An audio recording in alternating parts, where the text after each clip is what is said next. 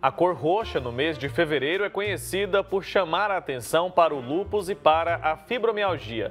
No Brasil, a estimativa é que existam 65 mil pessoas que sofram com o lúpus. A maioria são mulheres. Já a fibromialgia atinge 3% da população.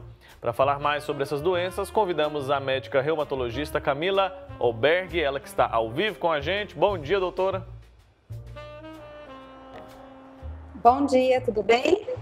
Joia, é um prazer te receber aqui, ainda mais para falar sobre esses assuntos que geram muitas dúvidas, né? Pouca gente conhece. Eu queria que a senhora começasse explicando para a gente, explicando para quem está em casa, o que é o lúpus.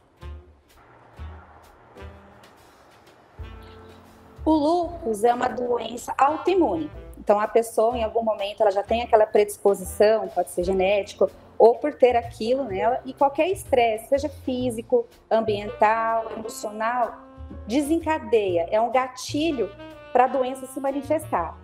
É uma doença que pode vir de diversas formas, manchas na pele, isso, que é essa asa de borboleta, que é o racho cutâneo, feridas na boca, na vagina, no couro cabeludo, dor articular, pode acometer muita fraqueza, cansaço, inchaço. Também pode acometer a parte hematológica, com anemias, distúrbios de plaqueta, leucócitos, há manifestações renais também, como síndrome nefrótica.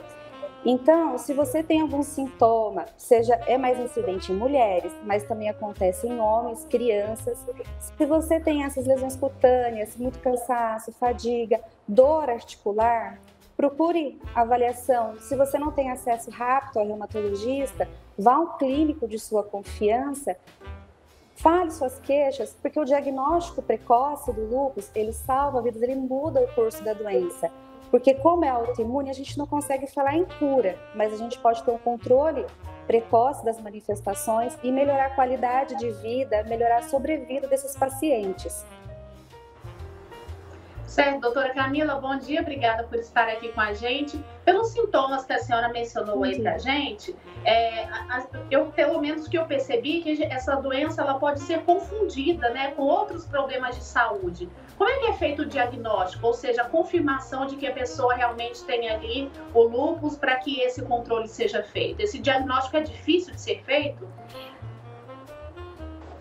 Às vezes é difícil sim. A gente costuma falar que na reumatologia é um quebra-cabeça, porque muitas vezes os sintomas eles não vêm de uma vez só. Às vezes vem esse paciente que com alguns sintomas que sugerem doença autoimune, a gente acompanha esse paciente por um período. Exame clínico, olhar a pele, a mucosa, o couro cabeludo, examinar as articulações, examinar a pele do paciente é extremamente importante. Temos também exames de sangue, que são para fazer o diagnóstico mesmo, como o FAN, que é o mais popular, que é o fator antinuclear, que a gente usa para triar essas doenças autoimunes. A partir dele, da clínica, tem outros autoanticorpos que nós solicitamos em consultório para fazer esse diferencial. Geralmente os outros colegas, o nefro, da parte renal, o hematologista, da parte do sangue, quando suspeita de acometimentos dessa área, costumam encaminhar os pacientes para a gente também. Um bom clínico também sabe identificar quando a gente pensa na doença autoimune. Porque às vezes esse diagnóstico não vem tão rápido, tão fácil, mas pelo menos esse paciente já chega no reumato para a gente fazer o segmento. O mais importante é, se você tem queixa, se você suspeita, é fazer um controle, um acompanhamento, para ver como essa doença, essas manifestações se desenvolvem ao longo da vida, tá certo?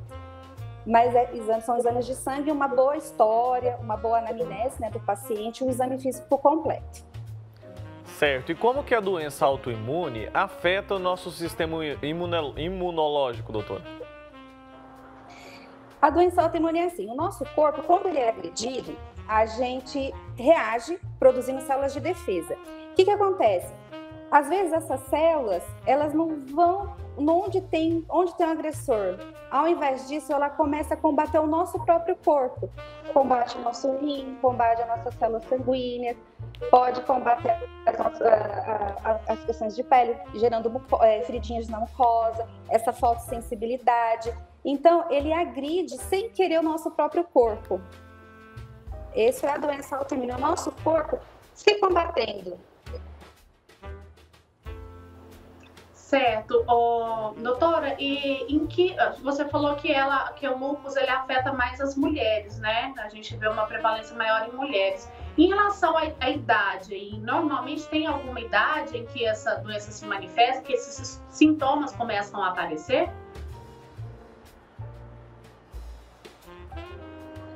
Geralmente mulheres de idade fértil, por volta ali dos 25 aos 40 anos, em torno dos 30. Mulheres de idade fértil é onde predomina o lúpus. Mas não podemos esquecer que os homens também são acometidos e é muito comum também em crianças. Ele aparece em crianças, então temos sempre que ficar alerta, prestar atenção. O nosso corpo dá sinais. Muito cansaço, muita fadiga, manchas na pele, procure, pelo menos na avaliação de um clínico, são manchas que a gente tem que ficar atentos ou não. Juntas inchadas e quentes, ferida no olho, conjuntivite de repetição, alergias também, lesões, lesão na pele mesmo, queda de cabelo de forma importante, são todas formas que o lúpus pode se manifestar, mas não só o lúpus, outras doenças autoimunes. Então, é importante que esse paciente chegue precocemente ao médico. Então, se você se identifica com algum desses sinais que o seu corpo manifesta, tem algum desses sintomas, procure uma avaliação médica, porque pode mascarar, pode ser de origem autoimune, tiroidite, anemias hemolíticas, pode ser de origem do lúpus, ou pode ser outra doença que também o seu diagnóstico precoce influencia na qualidade de vida e sobrevida, como esse paciente responde ao tratamento. Então, o mais importante é ficar alerta. Se você se identifica com alguma dessas manifestações, procurar atendimento médico. É um alerta mesmo que a gente tem que fazer, né, doutora? Agora, para finalizar a nossa conversa, eu queria que a senhora falasse um pouco mais sobre o tratamento. Ele é feito, como a senhora já mencionou, que é uma doença que não tem cura, é um tratamento dos sintomas, é isso?